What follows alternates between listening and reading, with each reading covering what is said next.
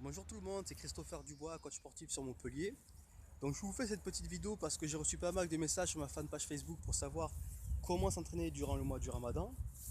Donc déjà dans un premier temps, je vous préconise trois choses. La première chose, c'est de bien boire, de bien manger et de bien dormir.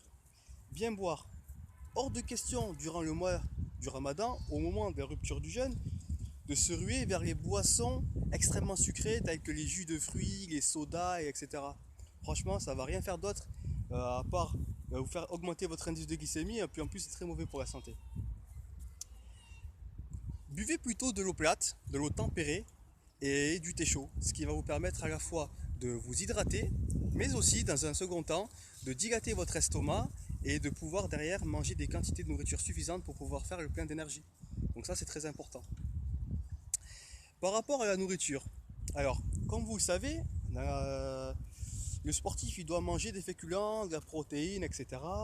Donc, moi ce que je conseille, c'est de manger des féculents, surtout du riz. Surtout du riz, c'est mieux que les pâtes qui sont basées avec du gluten, qui sont faites avec du gluten, parce que ça se digère moins vite dans l'organisme et c'est difficile comment dire, à assimiler. Donc, manger davantage de riz et moins de pâtes et de patates ou de blé, déjà c'est meilleur pour vous et c'est meilleur pour vos entraînements parce que vous vous sentirez moins lourd. Et vous pouvez aussi manger de la protéine. Donc la protéine, vous en trouvez la protéine animale qui sont dans les viandes rouges, mais aussi dans les protéines végétales, le soja, etc. Et vous pouvez en trouver aussi dans du poisson. Donc pour moi personnellement, je préfère le poisson à la viande. Pourquoi?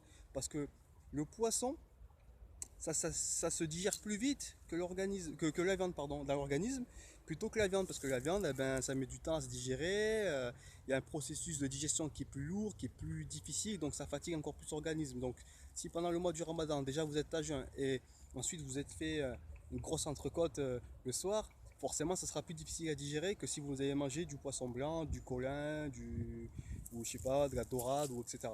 Donc manger du riz avec du poisson blanc ou à la rigueur de la viande blanche, c'est bon aussi, c'est riche en protéines. Ça c'est très très très bon d'en faire.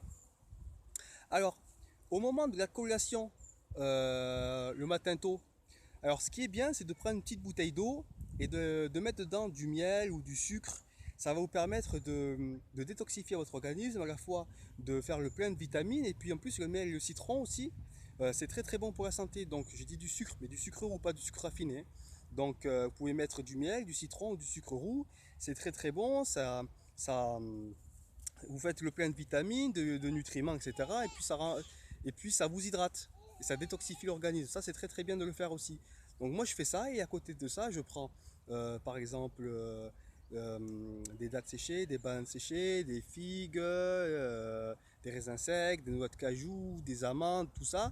Au moment de la collation le matin tôt, c'est excellent. C'est excellent et vous verrez, vous n'aurez pas ce sentiment de fatigue, etc. etc. Franchement, vous allez mieux vous sentir en mangeant comme ça qu'en mangeant des gâteaux ou je sais pas moi, des repas riches comme si c'était une journée normale. Donc voilà. Par rapport au sommeil, donc durant le mois du Ramadan, comme vous le savez, vous avez des nuits qui sont un peu plus compliquées parce que vous vous couchez tard et vous vous levez tôt. Donc qu'est-ce qui se passe? Donc l'organisme se fatigue, vous avez sommeil, et derrière ça, si vous vous levez et que, comment dire, vous avez une séance d'entraînement derrière, c'est dur de se réveiller, on est fatigué, on a la flemme, on se sent lourd, on n'a pas envie, on est grincheux, etc. Donc ça sert à rien. Le mieux c'est de se coucher beaucoup plus tôt. Donc après avoir bien mangé, bien bu, on essaie de se coucher tôt. Comme ça le matin au niveau de la collation, on se fait ce que je viens de dire là. Et derrière, l'entraînement normalement, et ben, il passe tranquillement. Il est tranquille, il est facile à faire. Voilà, on se sent pas lourd, on se sent pas vaseux, contrairement comme si on avait mangé, je sais pas moi, des gâteaux, des bonbons, etc. C'est tout ce qu'il faut pas faire tout ça au moment de la collation et même au niveau de la rupture du jeûne, hein. Donc déjà ça c'est très très important à savoir, de bien manger et de bien boire. Bien manger, on mange calmement, on prend le temps de mastiquer. Bien boire, on prend bien le temps de respirer tranquillement. Tout ça, ça se fait tranquillement. On mange tranquillement, on boit tranquillement, on respire tranquillement. D'accord? Pour que ça se fasse tout seul. D'accord? On réapprovisionne son corps tranquillement en douceur. Maintenant que je vous ai expliqué comment manger, comment boire et comment dormir, je vais vous expliquer comment s'entraîner. Alors, il y a différents profils. Alors, il y a le profil débutant. Le profil débutant, lui, comment ça se passe? Alors, étant donné qu'il est débutant, donc le mieux pour lui, c'est de faire 1 à 2 séances semaine. Pourquoi? Parce que moi, personnellement, j'estime que 2 séances semaine, c'est suffisant pour un débutant, pour apprendre les techniques du sport ou de musculation, pour apprendre les bases, les fondamentaux, etc. 1 à 2 séances semaine, à 3 jours d'intervalle, c'est très bien. Puis voilà, et il n'y a pas besoin de se faire plus mal que ça. Franchement, 1 à 2 séances semaine, c'est parfait. Voilà. Pour le sportif confirmé qui fait entre 3 et 5 séances semaine, euh, c'est bien, à condition qu'il sache bien gérer son jeûne, c'est-à-dire qu'il ne se fatigue pas à parler ou à marcher ou à faire des choses inutiles qui vont le fatiguer, mais au contraire qu'il fasse des choses qui vont lui permettre de se reposer tout le temps. Donc s'il est au travail, qu'il évite de trop parler, qu'il essaie de s'asseoir le maximum possible, même si c'est pas toujours évident pour certains métiers, voilà, qu'il fasse des choses qui lui fassent, qui lui coûtent le moins d'énergie possible dans la journée. Comme ça, il peut s'entraîner. Donc voilà. Ensuite, comme je disais, pour sportif confirmé aussi très très important de bien manger, de bien boire. Ça revient toujours à ce qu'on disait au début, au départ.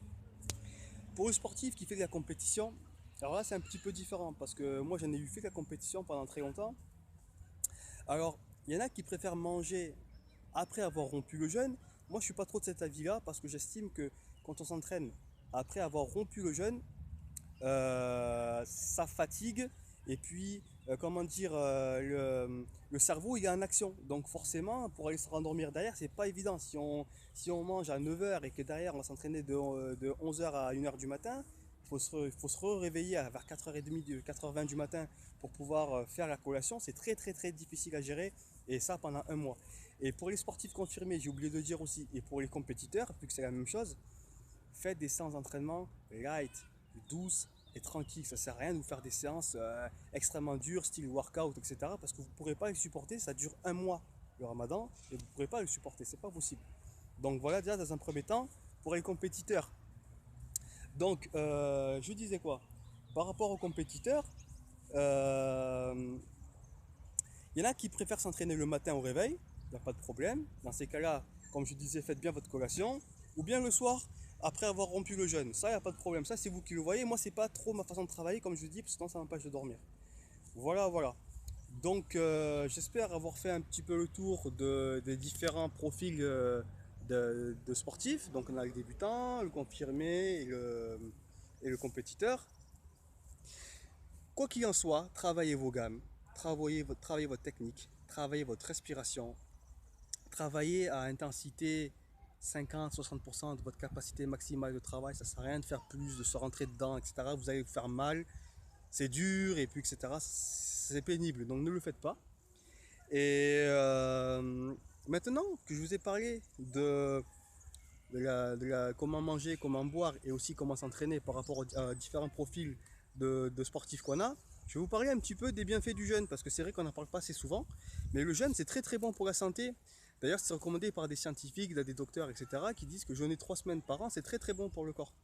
Donc, en même temps, ça met l'estomac au repos. Donc, ça permet à l'estomac de se reposer parce que souvent, l'estomac, il travaille 24 heures sur 24. Il travaille pour envoyer les vitamines par-ci, envoyer les nutriments par-là. Donc, voilà, il travaille, il est fatigué. Donc, ça permet de reposer l'appareil digestif, de renforcer le système immunitaire, le métabolisme. Et en même temps, ça fortifie aussi tout ce qui est rein, tout ce qui est pas pareil, qui permet d'éliminer les reins, le foie, etc., la rate, etc. Donc, voilà, je pense avoir fait le tour. Je vous souhaite bon courage dans vos séances d'entraînement et à bientôt.